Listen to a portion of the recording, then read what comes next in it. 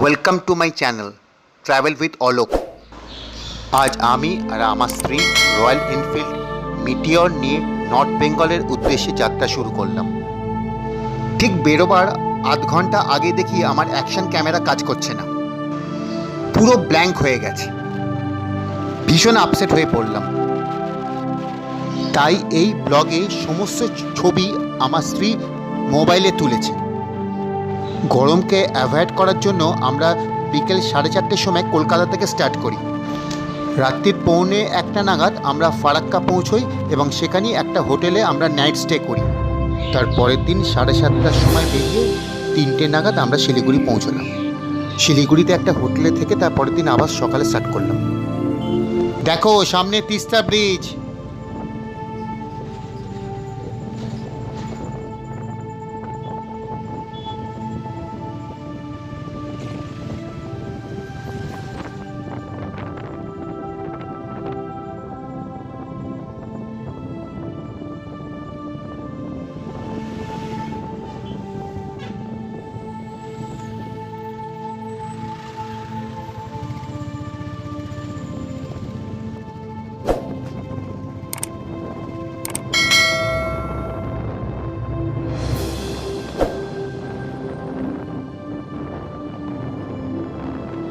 অনেক দিনের স্বপ্ন ছিল তিস্তার পাশ দিয়ে বাইক চালাবো, আজ সেই স্বপ্ন সফল হলো। আজ আমরা যাচ্ছি পাবং। পাবং কালিম্পং জেলার ভেতর পড়ে। সেখানে আমাদের 2 দিন হোমস্টে বুক করা আছে। পাবং যাওয়ার সময় আমরা গুগলের ওপর ভরসা করি। এবার একটা জায়গায় গুগলস আমাদের দেখাচ্ছিল তিস্তা থার্মাল পাওয়ার প্রজেক্টের ভেতর দিয়ে যে রাস্তাটা গেছে, মানে ডান দিকে যে রাস্তাটা নেমে গেছে, সেই রাস্তাটার দিকে দিয়ে পাবং যাওয়ার কথা বলছিল। তা আমরা ওই রাস্তাটাই ধরলাম গুগলসের কথা শুনে, কিন্তু ওখানেই আমরা একটা ভয়ঙ্কর বিপদ করে ফেলেছিলাম। 3-4 কিলোমিটার যাবার পর দেখলাম আর রাস্তা নেই, খালি বোল্ডার। আর গাড়ির পেছনের চাকা প্রচণ্ড স্লিপ করছিল, মানে আমাকে ডবল বাইকে উইথ পিলিয়ন তুলতে খুব প্রবলেম হচ্ছিল। বাঁ দিকে গভীর খাদ, আর সেখানে গাড়ির চাকা স্লিপ করছে। আর তাছাড়াও কিছু কিছু জায়গা খুব চড়াই, সেখানে আমাকে বাধ্য হয়ে আমার ওয়াইফকে নামিয়ে আমি বাইকটা একা তুলছিলাম। তারপর তারপর ও হেঁটে হেঁটে উঠছিল। স্থানীয় লোককে জিজ্ঞেস করলাম, ওরা বললো হ্যাঁ আপনি পাবং পৌঁছে যাবেন, কিন্তু আপনি এই রাস্তা দিয়ে এসছেন কেন? এই রাস্তা দিয়ে তো আমরাই আসি না, এত বোল্ডার। পরে আমার মনে হলো পাহাড়ে গুগলকে ভরসা করাই উচিত নয়।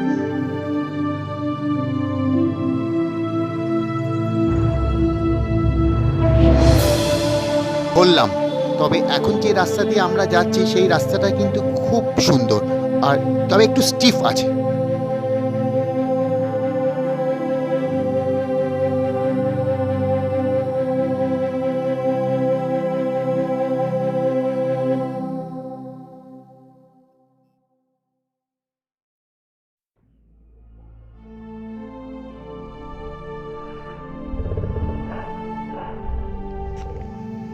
এই আমার বউ, এই আমার বাইক, এইটা আমাদের হোমস্টের একটা পার্ট। আর আমরা আছি এই হোমস্টেটায়। এই হোমস্টেটায় আমি সিঁড়ি দিয়ে উঠছি।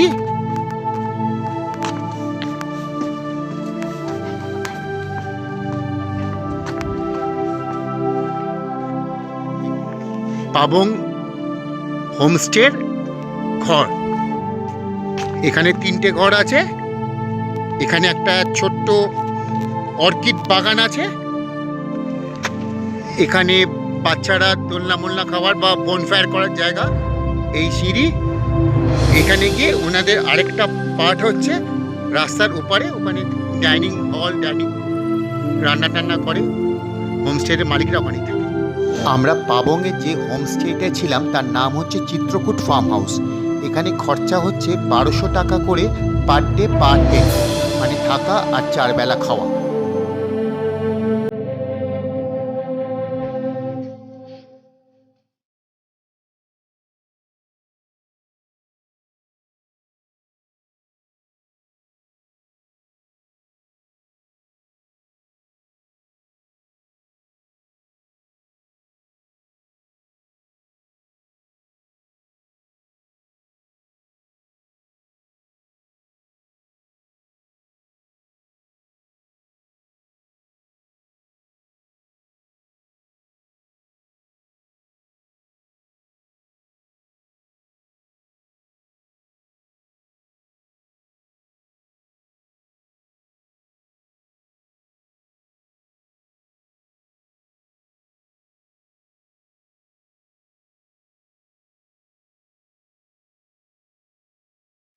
পরের দিন সকালে আমরা ব্রেকফাস্ট করে পাবং থেকে বেরিয়ে পড়লাম চারখোলের উদ্দেশ্যে।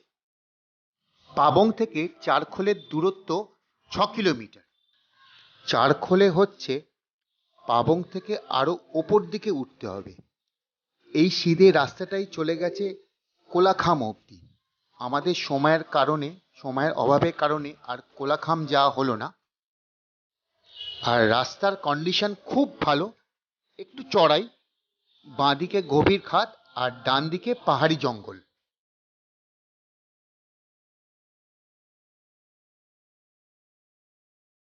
পথে যেতে যেতে ডান দিকে একটা শিব মন্দির পড়ল। পরিবেশটা দেখে মনটা ভরে গেল।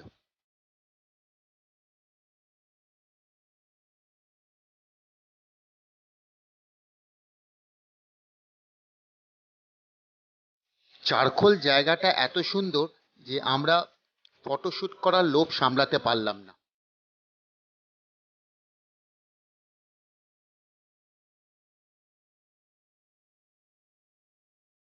এনারাই হচ্ছে হোমস্টের মালিক। আমরা বেরোবার সময় এনাদের সঙ্গে ছবি তুললাম। এখন এনাদের কথা খুব মনে পড়ে।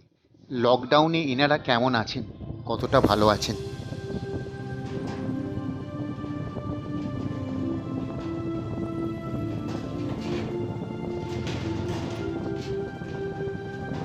ব্রেকফাস্ট খেয়ে পাবংকে টাটা করে আমরা বেরিয়ে পড়লাম রামপুরিয়ার উদ্দেশ্যে।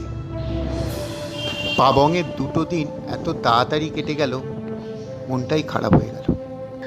যাই হোক, আমাদের তো এগিয়ে যেতেই হবে, কেন রামপুরিয়াতে আমাদের 2 দিন হোমস্টে বুক করা আছে। আমাদের রুটটা ছিল কালিম্পং হয়ে পেশক রোড ধরব। কালিম্পংয়ে একটা বড় পেট্রোল পাম্প দেখে আমরা বাইকে তেল ফুল করলাম। একটা কথা তোমাদের বলে রাখি, কালিম্পং দিয়ে যদি তোমরা দার্জিলিং যাও ভায়া পেশক রোড, কালিম্পংয়ের পরে আর কিন্তু তোমরা কোনো পেট্রোল পাম্প পাবে না। আমার যতদূর মনে হচ্ছে এর পরে যে পেট্রোল পাম্পটা পাবে সেটা হচ্ছে ঘুম স্টেশনের একটু আগে। এই পেশক রোডটা কিন্তু খুব স্টিফ। আমার তো মনে হয় প্রথম 15-16 কিলোমিটার গাড়িটা ফার্স্ট গিয়ারেই যাবে।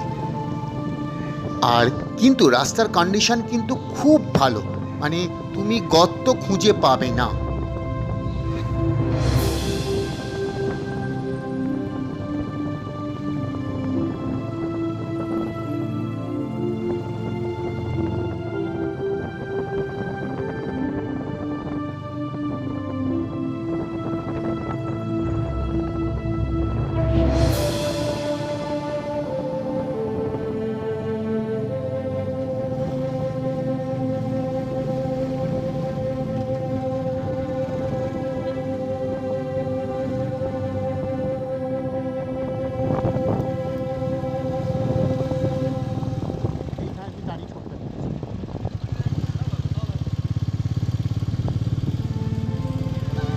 লামাহাটা জায়গাটা খুব সুন্দর। ঘন পাইনের জঙ্গল আর কালারফুল পতাকা জানান দেয় যে লামাহাটা এসে গেছে। দেখো তোমরা সবাই।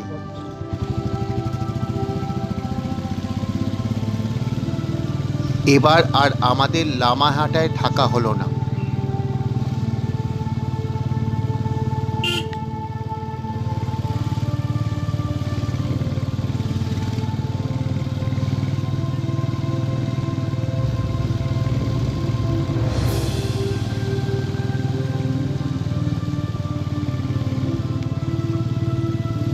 এবার আমরা যাব রামপুরিয়া, আর মনে হয় 5-6 কিলোমিটার পরে বাঁ দিকের রাস্তা নিতে হবে। আমরা এখন আছি রামপুরিয়া হোমস্টে। অনেক সিঁড়ি আছে, সিঁড়ি দিয়ে এই হচ্ছে গেস্ট হাউস। রোদ্দুরটা উল্টো দিক দিয়ে পড়েছে, ঠিক বোঝা যাচ্ছে না। সিনিক বিউটি অপূর্ব, অনেকটা সিঁড়ি উঠতে হলো। এই রামপুরিয়া জায়গাটা হচ্ছে তাগদা থেকে 10 কিলোমিটার দূরে একটা রিমোট ভিলেজ। আমরা বাইক নিয়ে, আমি আর আমার স্ত্রী এসছি এই রামপুরিয়া হোমস্টে। ছাদের উপর থেকে ভিউটা দেখুন, দারুণ। তাগদা থেকে 10 কিলোমিটার দূরে, 10 কিলোমিটার 7 কিলোমিটার জঙ্গলের ভেতরেই কয়েকটা বাড়ি আছে। আর এই homestay Rampuria homestay under construction. Rampuria হোমস্টের খাওয়া দাওয়ার খরচা হচ্ছে 1200 টাকা করে পার ডে পার হেড, কিন্তু যেমন বাজে খাবার আর তেমনি বাজে সার্ভিস।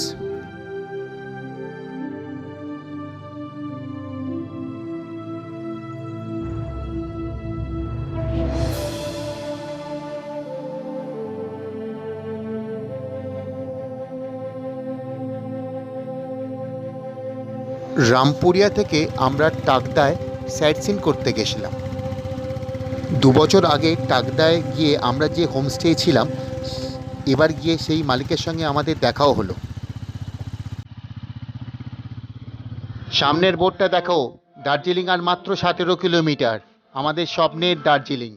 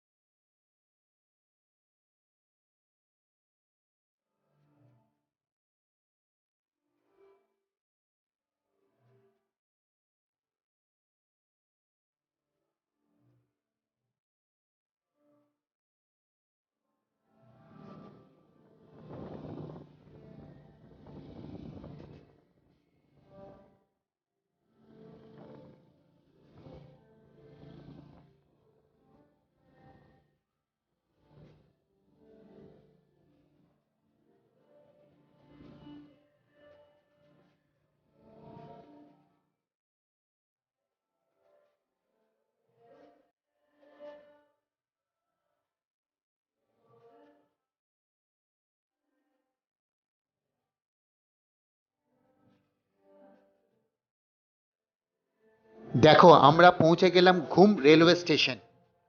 দার্জিলিংয়ে আমরা ছিলাম তামোদি গেস্ট হাউসে। এটা দার্জিলিংয়ে সেন্ট জোসেফ কলেজ থেকে আরও 3 কিলোমিটার। এখানে লোকালয় খুব কম, প্রাকৃতিক দৃশ্য খুব ভালো। এখানে থাকলে দার্জিলিংটাকে খুব এনজয় করা যায়। তামোদি গেস্ট হাউসটা কিন্তু খুব পরিষ্কার পরিচ্ছন্ন, আর তেমন সুন্দর এনাদের ব্যবহার। তামোজি গেস্ট হাউস থেকে আপনার ছবি দেখেছি, দেখুন মেটিওর পার্ক করা আছে। আমি এখন ছাদের ওপর, এই ছাদের বাগান, এবং এটা ছাদ। এখান থেকে আপনার শীতে ছাদ থেকে হোটেল, চা বাগান, দূরে দূরে রাস্তা। এটা দার্জিলিং থেকে প্রায় 6 কিলোমিটার দূরে। খুব সুন্দর দৃশ্য, বাচ্চারা ফুটবল খেলছে। দূরে রাস্তাগুলো দেখুন, দার্জিলিংকে খুব এনজয় করা যায় এখান থেকে। বেরোবার দিন ওনাদের ফ্যামিলির সবাই নেপালি কায়দায় উত্তরীয় দিয়ে আমাদের সম্বর্ধনা দিল।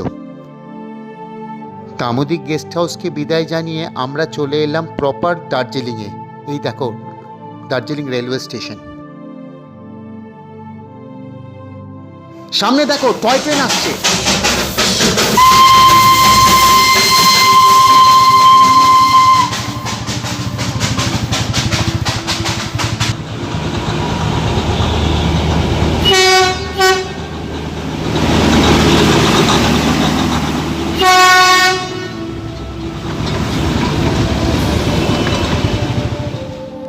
আমার স্ত্রীর আবদারে আমরা দার্জিলিংয়ে আরেকটা দিন থেকে গেলাম। দার্জিলিংয়ের ম্যালটা চুটিয়ে এনজয় করলাম, আর সঙ্গে কিছু মার্কেটিং।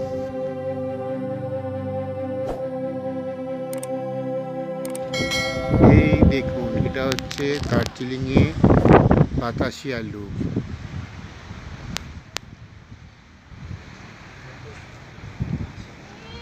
টয় ট্রেনটা এখান থেকে ঘুরে যায়। আমাদের হোটেলের জানলা থেকে জাস্ট ভিউটা দেখো তোমরা। অতিথি গেস্ট হাউসটা হচ্ছে ঠিক বাতাসিয়া লুপের উল্টো দিকে। দার্জিলিংয়ের ম্যালের কাছাকাছি আমরা কোনো হোটেলে থাকিনি, কেন ওখানে থাকা আর কলকাতায় থাকা একই ব্যাপার। ওখানটা এত ভিড় আর এত পলিউশন। এখানে কিন্তু বাইক পার্কিংয়ের খুব ভালো সুবিধা আছে। এখানে আমরা ট্রি ব্রেক নেবো বলেছিলাম, হলো না, বন্ধ। আমরা দার্জিলিং থেকে 7টার সময় বেরিয়ে হিলকাট রোড ধরে ভায়া কার্শিয়াং শিলিগুড়ির দিকে নামতে শুরু করলাম।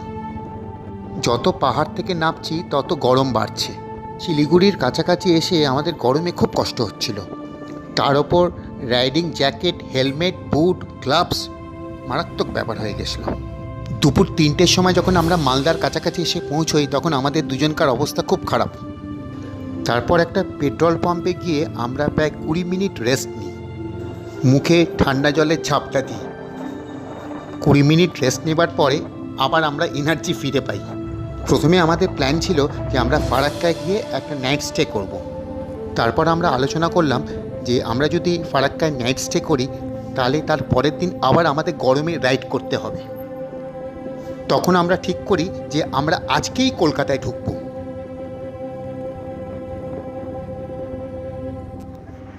দেখুন গাড়িতে কত ওজন, কিন্তু আসল ব্যাপারটা কি, লোড ডিস্ট্রিবিউশনটাই খুব বড় ব্যাপার। সেটা আমার ওয়াইফ খুব ভালোভাবেই করেছে। দার্জিলিং থেকে প্রায় 650 কিলোমিটার রাইড করে রাত্রি 3টের সময় আমরা বাড়ি ঢুকলাম।